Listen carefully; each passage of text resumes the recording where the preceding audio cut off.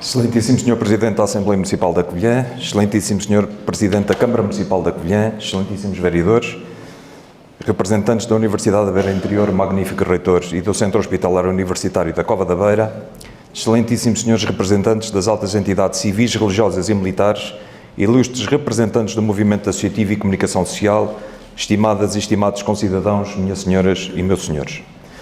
No dia em que comemoramos o 152º aniversário da elevação da Covilhã cidade, gostaria de deixar, em nome do PSD, uma palavra de enorme apreço a todos os covilhanenses, de nascimento ou de coração, que contribuíram para a construção do concelho, impulsionaram o aparecimento de empresas e negócios e levam e levarão o nome da Covilhã a todos os cantos do mundo. Será por isso da mais elementar justiça que inicio esta minha intervenção recordando o papel do comendador Paulo Nina de Oliveira, recentemente falecido, como um dos mais influentes empresários da nossa região, que tanto contribuiu na missão de dar a conhecer ao mundo o que de bom se faz na Covilhã e continuando o seu legado muito presente na nossa cidade.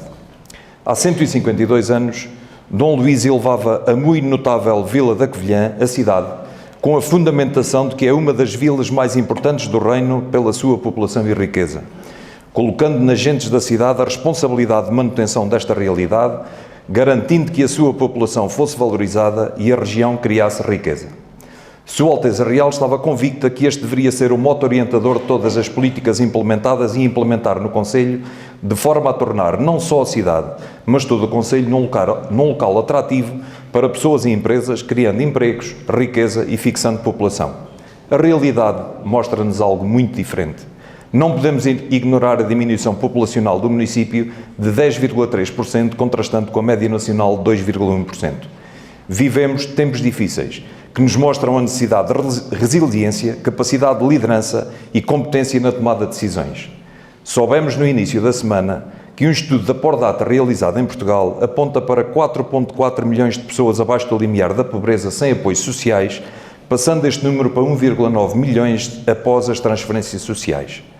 O número de pessoas em risco de pobreza ou de exclusão social aumentou 12,5% em 2020, comparativamente a 2019, a primeira subida desde 2014. Somos o segundo país com mais pessoas a viver em más condições materiais. Se estes números assustam pela dimensão, o desafio colocado por esta triste realidade não é inferior. E se numa primeira fase urge providenciar apoios sociais para debelar a situação, numa segunda fase devem ser criadas condições para que, no limite, não haja um único cidadão que necessite de apoios sociais. Tarefa hercúlea, sem dúvida, mas ao alcance de quem tiver coragem de inverter o rumo de empobrecimento, criando condições de investimento, criação de emprego e, consequentemente, riqueza.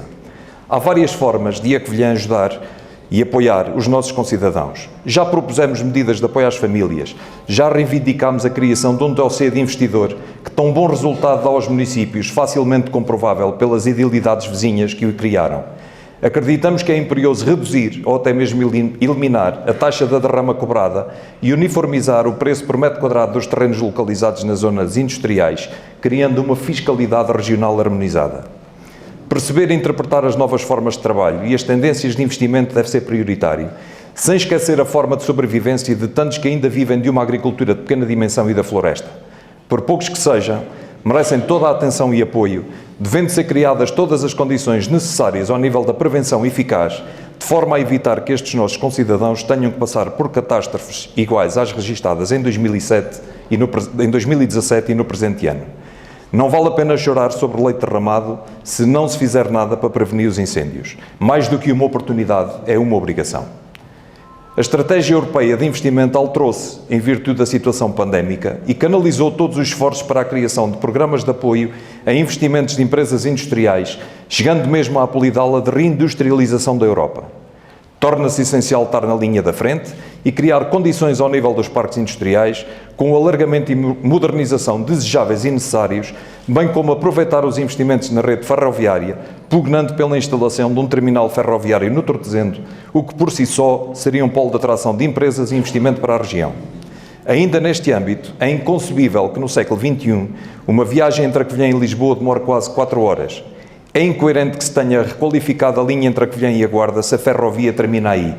A Covilhã precisa diminuir a distância à capital e precisa de uma ligação ferroviária direta ao Porto.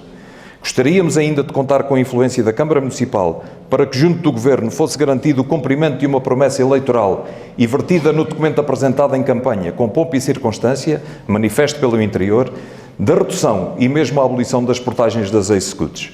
Salientamos, contudo, que a redução acontecida no ano passado, por proposta do PSD na Assembleia da República, fosse baseada nos valores atuais e não nos valores de 2011, como se verificou e pode ler-se no referido manifesto.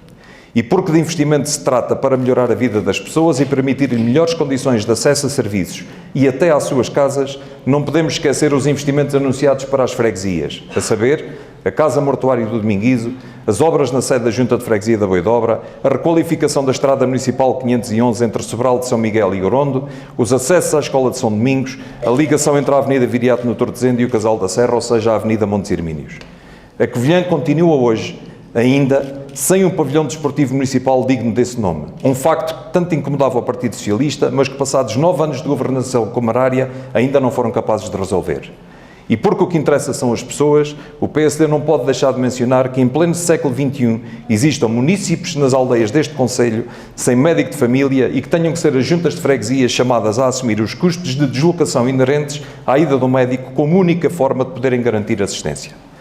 Quando isto acontece, quando os cuidados primários de assistência à população falham, não conseguimos inverter a tendência de desertificação do interior. Não nos podemos conformar com isto. Devemos exigir do poder político mais. Temos que ser capazes de nos juntar e fazer melhor, muito melhor. Mais desafios se colocam e num futuro cada vez mais próximo.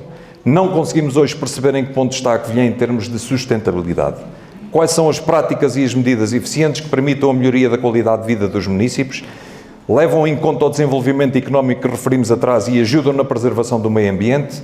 E deixamos pequenos exemplos. O reaproveitamento da água da chuva, a criação e utilização de fontes de energia renováveis, transportes alternativos e de qualidade para a população de todo o concelho. Por fim, não percebemos em que ponto estará a Covilhã se o município não consegue sequer cumprir a lei em pequenos pontos como o direito de oposição, a promoção da transparência, a adaptação ao século XXI ou a aproximar eleitos dos eleitores. Muito gostaríamos de estar hoje a proferir um discurso pequeno e simples, elogiando e agradecendo o desenvolvimento do município, mas não o podemos fazer enquanto forem os municípios vizinhos os escolhidos pelas empresas para se instalarem e criarem centenas de postos de trabalho.